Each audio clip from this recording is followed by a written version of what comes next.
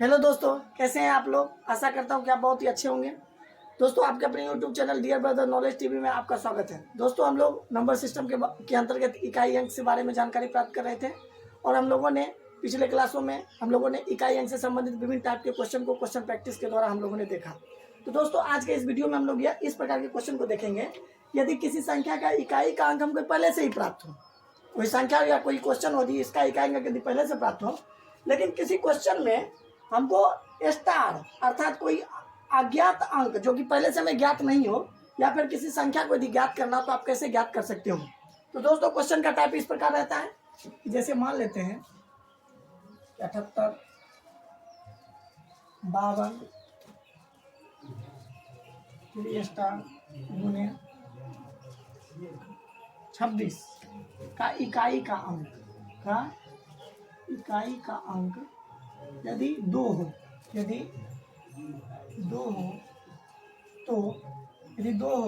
तो स्टार का मान क्या होगा।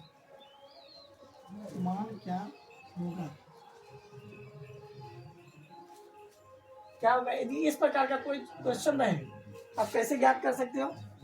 तो सबसे पहले हमें क्या देखना है दोस्तों, आप इन संख्याओं का आपको स्टार यहाँ दिया गया है। स्टार का मतलब है कि इसमें कोई अज्ञात अंक है या अज्ञात कोई संख्या जिसे हमें मालूम नहीं है, और हमें यहाँ पर कौन सी ऐसी संख्या रखेंगे या कौन सा ऐसा अंक रखेंगे जिसके द्वारा यदि इस सारी संख्याओं को यदि आप गुना करते हो तो आपको इकाई अंक 2 मिलेगा। इसको आपको ध्यान रखना है।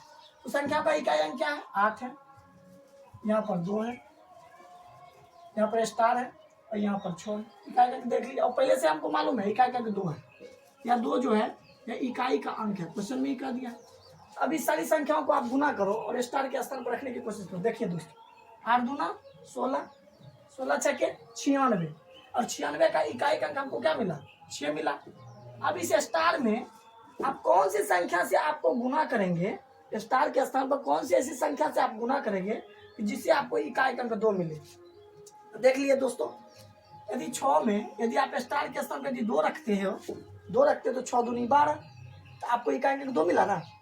इसके अलावा यदि 3 रखते हो तो 6 3 18, 18 का 8, 2 तो मिला नहीं। 4 रखते हो तो 6 चौके 24, इकाई का अंक 4 मिला, नहीं मिला।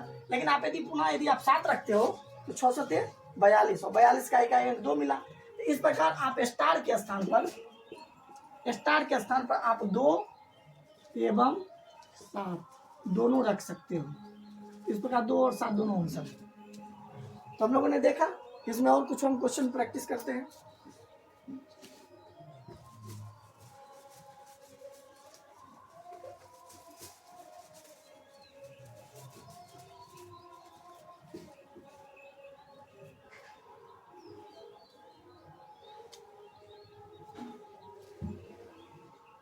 जैसे मान लेते हैं दोस्तों, क्वेश्चन इस प्रकार है कि 72 478 गुने 97 066 गुने 30 833 गुने 96, और यहाँ स्टार के स्थान पर कोई अंक होना चाहिए, गुने 45 389। इस प्रकार कोई क्वेश्चन हो और कहता है कि गुणनफल का जो इकाई का अंक है वह 2 प्राप्त है हमें पहले से ही। इस क्वेश्चन में देख रहे हैं आपको स्टार के स्थान पर आप कौन सा अंक रखोगे जिससे गुना करने के बाद हमको जो भी रिजल्ट मिलेगा उसका इकाई का 2 हो। तो इसके लिए पुनः आप इकाई अंक पर ध्यान दीजिए। 8 और 6 संख्या के लिए 8 6, फिर 3, फिर यहाँ स्टार, फिर यहाँ 9। देख सकते हैं दोस्तों, 8 है, 6 है, 3 है, और फिर यहाँ स्टार है, फिर गुना है 9।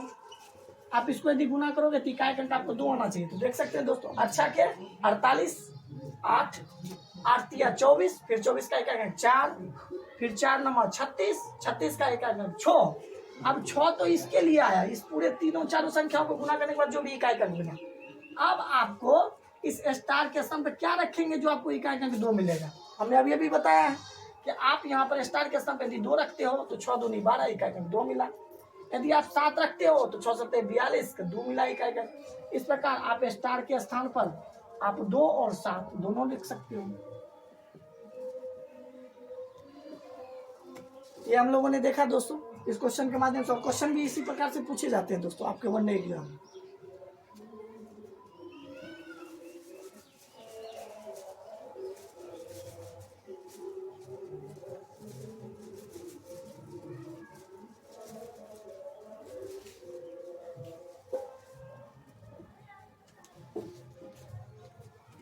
तो दोस्तों आपके एग्जाम में इकाई अंक से संबंधित जितने भी टाइप के क्वेश्चन बन सकते थे उसका हम लोगों ने प्रैक्टिस कर लिया है विभिन्न क्वेश्चन के माध्यम से।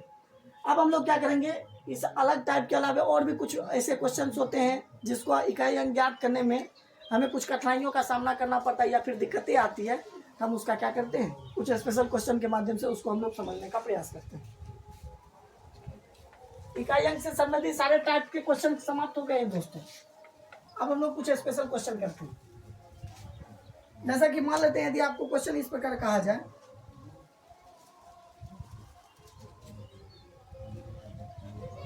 जैसा क्वेश्चन इस प्रकार कहा जाए कि सभी सम प्राकृत संख्याओं, सभी सम प्राकृत संख्याओं के गुणनफल का, के गुणनफल का इकाई अंक क्या होगा, क्या होगा। आपको ऑप्शन के रूप में क्वेश्चन दिया गया है। ऑप्शन ए का वैल्यू है 0, बी का वैल्यू है 1, सी का वैल्यू है 5 और डी का वैल्यू है नन ऑफ दिस। यदि इस प्रकार क्वेश्चन दिया रहे तो आप क्या कर सकते हो।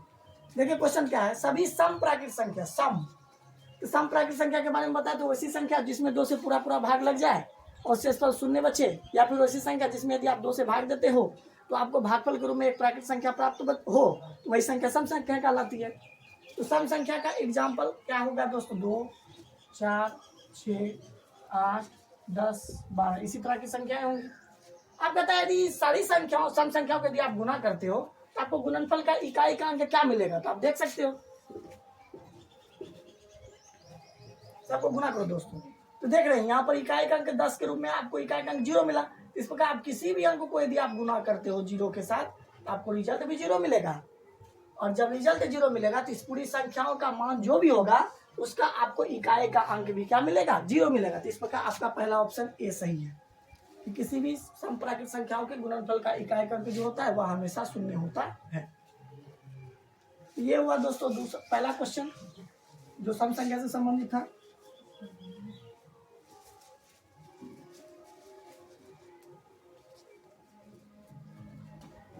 अब दोस्तों अगला है जैसे सभी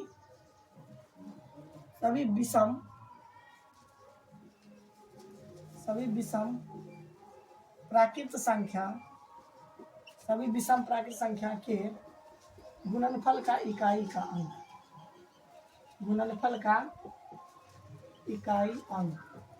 अंक क्या होगा।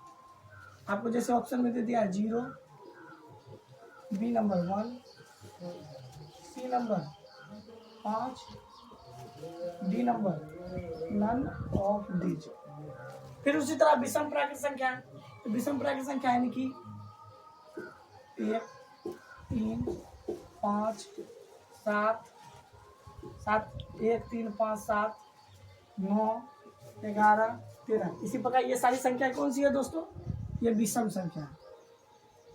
विषम संख्या कहता है कि यदि आप इस सभी संख्याओं का यदि गुणनफल करते हो तो आपको इकाई का क्या मिलेगा, देख लेते हैं। गुना कीजिए दोस्तों, और भी संख्या इसी प्रकार गुना होती रहेगी। तो आप देखिए दोस्तों संख्याओं का आप इकाई का अंक पहले देखिए, 3 इकाई 3 नमा 27 का इकाई अंक 7, 7 49 का इकाई अंक 9, 9 5 45 का इकाई अंक 5, 5 3 15 का इकाई अंक 5, फिर 5 इकाई 5, फिर उसी तरह यहाँ तक तो 5 मिला इकाई अंक। यदि आप मान लेते हैं कि यदि आप 15 पर जाइए तब 5 तो यहाँ तक मिला, फिर इसका इकाई अंक 5, तब 5 25, फिर 17 19, 5 25 का फिर 5, 5 7 35 का फिर 5, 5 9 45 का फिर 5। इस प्रकार हम देख सकते हैं कि आप किसी भी यदि विषम संख्याओं का यदि आप गुणनफल करते हो तो आपको इकाई का अंक जो मिला वह हमेशा आपको 5 ही मिलेगा। तो इस प्रकार आप देख सकते हैं कि 0 तो मिला नहीं, 0 तो सम संख्याओं के लिए था। यदि आप सम संख्याओं को गुणनफल करोगे तो आपको 0 मिलेगा इकाई का, 1 नहीं 5 होगा आंसर। इसलिए ऑप्शन सी आपका करेक्ट है। देख सकते हो दोस्तों, इन सारी संख्याओं को आप गुना करो, विषम संख्याओं का आप गुना करो तो आपको रिजल्ट जो भी मिलेगा उसका इकाई का 5 मिलेगा। इस प्रकार आपको ऑप्शन के अकॉर्डिंग सी नंबर ऑप्शन सही है।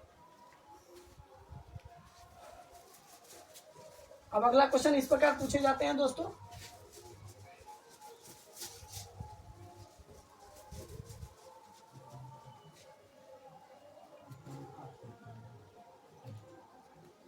सभी अभाज्य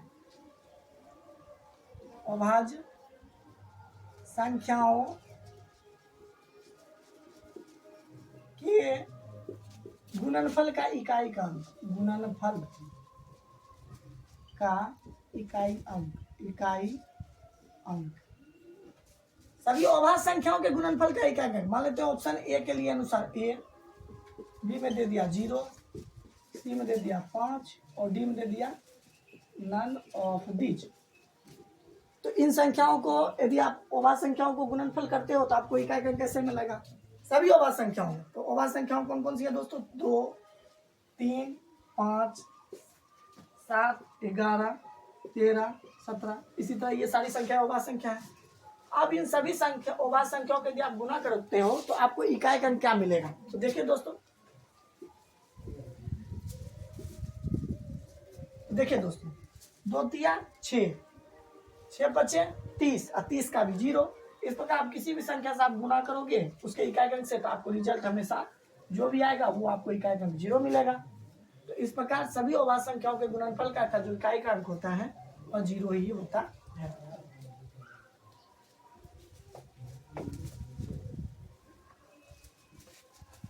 ये तो हो गया ये क्वेश्चन दोस्तों। अब इसी में मान लेते हैं कुछ शब्द ऐसे जुड़ जाए कि सभी विषम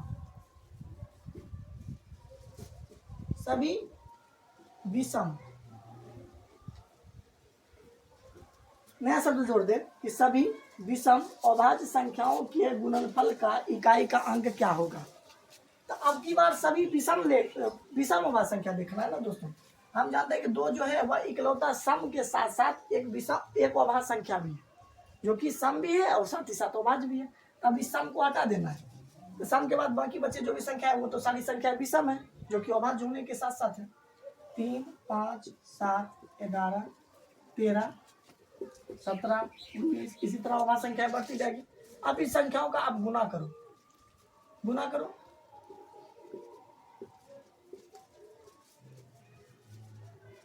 तो गुना करते तो देखते दोस्तों 3 बचे 15, 15 का 5, फिर 5 7 35, 35 का भी इकाई अंक 5, फिर 5 इकाई 5, फिर 5 दिया 15 में भी 5, फिर 5 7 35 में भी 5, फिर 5 9 45, 45 में भी 5, ठीक उसी तरह अगला 5 दिया 15 में भी फिर 5। यानी कि देख रहे हैं कि जितनी भी विषम अभाज्य संख्याएं थी उन सारी संख्याओं का यदि आप गुणन करते हो तो आपको इकाई अंक 5 मिलता है। इस प्रकार हम कह सकते हैं कि सभी विषम अभाज्य संख्याओं के गुणनफल का इकाई अंक 5 है। ये दोस्तों आपका हो गया। क्या आप इसके आधार पर आप कह सकते हो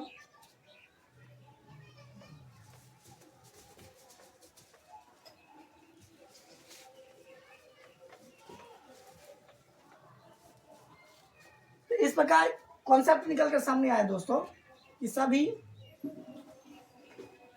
सम संख्या के गुणनफल का इकाई का अंक सभी सम संख्या के गुणनफल का इकाई का अंक 0 होता है। ये कॉन्सेप्ट है। दूसरा, सभी विषम संख्या के गुणनफल का इकाई का अंक दोस्तों कितना होता है? हम लोगों ने देखा 5 था एग्जाम्पल के माध्यम से। दूसरा, सभी अभाज्य संख्या के गुणनफल का इकाई का अंक दोस्तों कितना होता है? 0 होता है। सभी अभाज्य में सम और विषम दोनों प्रकार की अभाज्य संख्याएं शामिल है दोस्तों। लेकिन यदि कहा जाए कि केवल विषम अभाज्य संख्याओं के गुणनफल का इकाई का कितना होता है दोस्तों? 5 होता है। ये हम लोगों ने ये 4 पॉइंट को अभी कुछ एग्जाम्पल के माध्यम से हम लोगों ने समझा कि कैसे इस प्रकार विभिन्न संख्याओं को यदि गुना करते हो तो आपको इकाई का कैसे क्या प्राप्त होता है।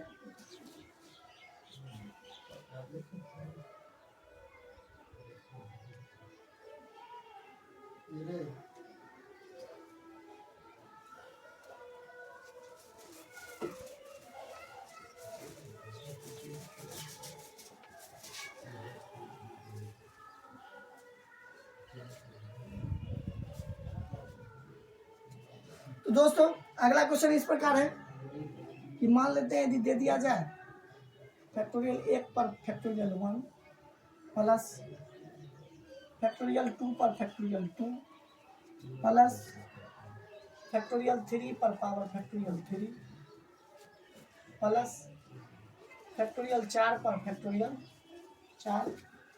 फिर इसी तरह यदि संख्या इसी तरह बढ़ती जाएगी, कहा जाए कि आपको इकाई का अंक ज्ञात करना। इकाई का क्या मिलेगा? तो दोस्तों हम लोगों ने देखा फैक्टोरियल 1 का जो वैल्यू होता है वह 1 होता है और 1 पर पावर फैक्टोरियल 1 का भी वैल्यू 1 इस प्रकार 1 पर पावर 1। फैक्टोरियल 2 का जो वैल्यू होता है दोस्तों वह 2 ही होता है। इस प्रकार फैक्टोरियल 2 का भी वैल्यू 2। फैक्टोरियल 3 का जो वैल्यू होता है दोस्तों वह कितना होता है? 3 गुना 6 होता है और इसका भी वैल्यू 6 ही होगा। फिर प्लस फैक्टोरियल 4 का वैल्यू कितना होता है दोस्तों? 24 होता है और 24 का जो इकाई का तो दोस्तों 4 होता है। इस प्रकार फैक्टोरियल 24 का वैल्यू 4 होता है प्लस फिर आगे चल के मान लेते हैं कहीं ना कहीं हमको फैक्टोरियल 5 और पावर फैक्टोरियल 5 तो मिलेगा ही। तो फैक्टोरियल 5 का जो वैल्यू होता है दोस्तों वह कितना होता है? 20 24 25 120 होता है और 120 का इकाई का दोस्तों 0 होता है। पावर यदि 5 हो फैक्टोरियल के रूप में तो इसका वैल्यू तो 120 होगा।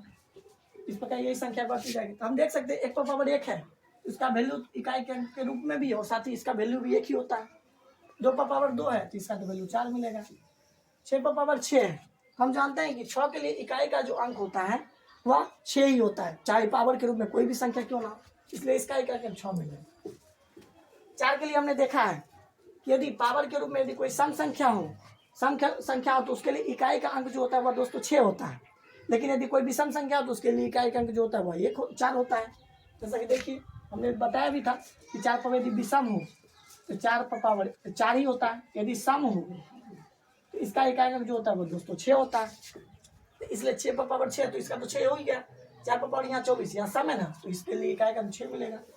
फिर ये तो 0 है, तो इसके बाद की जो भी संख्याएं होगी उसके इकाई अंक पर तो 0 होगा और पावर में कुछ भी क्यों ना रहे उसका इकाई अंक हमेशा 0 ही होता है। इस प्रकार आगे बढ़ने वाली जो भी संख्या होगी उसका इकाई अंक 0 ही मिलेगा।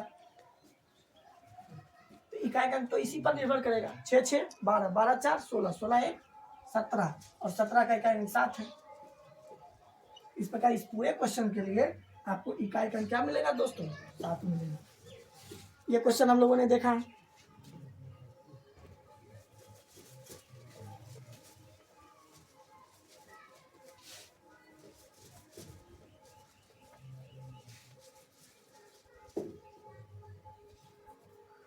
दोस्तों इसके अलावा मान लेते हैं यदि क्वेश्चन आपको इस प्रकार दे दिया जाए कि 4 factorial plus 5 factorial plus 6 factorial, इसी तरह आगे बढ़ता जाएगा। तो हमने बताया कि फैक्टोरियल को हम लोग इस चिन्ह के द्वारा भी दर्शाते हैं। फैक्टोरियल को 2 चिन्ह के द्वारा, ये इस प्रकार भी इस प्रकार भी, इस चिन्ह के द्वारा फैक्टोरियल को दर्शाया जाता है। तो ये भी फैक्टोरियल का ही सिंबल है। इस प्रकार इसे हम लोग फैक्टोरियल 4 फैक्टोरियल 5 फैक्टोरियल 6 इसी प्रकार आगे भी लिख सकते हैं। हमने बताया कि फैक्टोरियल 4 का जो वैल्यू होता है दोस्तों वह कितना होता है? फैक्टोरियल 4 का वैल्यू जो होता है 4 गुने 3 गुने 2 गुने 1, 4 × 12 दूनी 24 होता है। इसके लिए तो 24 तो हो ही गया, इसका मान 24 हुआ, लेकिन इसका इकाई अंक तो 4 मिला। फिर फैक्टोरियल 5 का जो वैल्यू होता है दोस्तों वह 120 होता है और 120 का इकाई अंक 0 होता है। फैक्टोरियल 6 का जो वैल्यू होता है दोस्तों वह 720 होता है। तो इस प्रकार इकाई अंक जो मिलता है दोस्तों 0 मिलता है। इस प्रकार आगे जो भी संख्याएं होगी फैक्टोरियल के रूप में उसका इकाई का अंक जो होता है वह हमेशा ही 0 ही होता है। इस प्रकार केवल 4 ही, क्योंकि किसी भी संख्या आप शून्य को यदि आप इस 4 में जोड़ोगे तो मान तो अपरिवर्तित रहता है, इसलिए इसका इकाई अंक 4 मिलता है। इस पूरी संख्याओं के लिए इस प्रकार यदि क्वेश्चन दिया रहे तो उसका इकाई अंक हमेशा 4 होगा।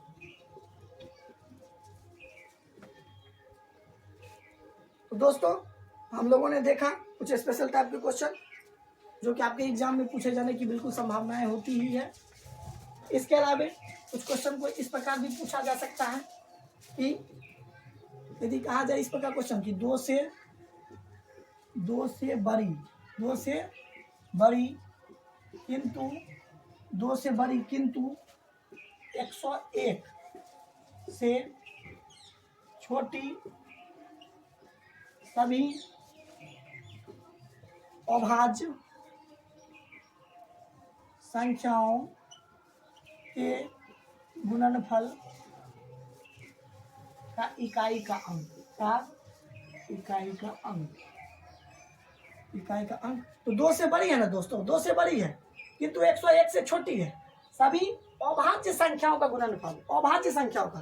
तो 2 से बड़ी अभाज्य संख्या क्या होगी, 3 हुई, फिर 5 हुई, फिर 7 हुई, फिर 9 हुई, सॉरी 9 नहीं, 11, 13, इसी तरह संख्या बढ़ती है। 101 से छोटी है ना दोस्तों, तो 101 से छोटी कौन सी अभाज्य संख्या हो गई दोस्तों, आपको 97 होगी। और आप देख रहे हैं कि यह अभाज्य संख्या होने के साथ साथ ये सभी विषम अभाज्य संख्याएं भी, विषम अभाज्य संख्या। और हमने बताया था कि सभी विषम अभाज्य संख्याओं का जो गुणनफल होता है उसका इकाई का जो अंक होता है दोस्तों, वह क्या होता है, 5 होता है। ये हम लोगों ने शॉर्ट नोट्स बनाकर भी लिखा था 4 पॉइंट में। तो इस प्रकार दोस्तों आप लोगों ने देखा कि हम किसी भी संख्या का इकाई का अंक को आप किस प्रकार निकाल सकते हो। हम लोगों ने विभिन्न टाइप के क्वेश्चन को भी हम लोगों ने जाना था। तो दोस्तों हमें उम्मीद है कि आपको ये सारे टाइप के क्वेश्चन जो है वह आसानी से समझ में आ गए होंगे। यदि आप क्वेश्चन का प्रैक्टिस करना चाहते हो तो आपके पास यदि किसी भी प्रकार का कोई बुक हो और उसमें यदि इकाई अंक से संबंधित यदि क्वेश्चन हो तो आप आसानी से बना सकते हो। तो दोस्तों हम लोग अब अगले वीडियो में मिलेंगे एक नए टॉपिक के साथ। तब तक के लिए जय हिंद, जय भारत, वंदे मातरम।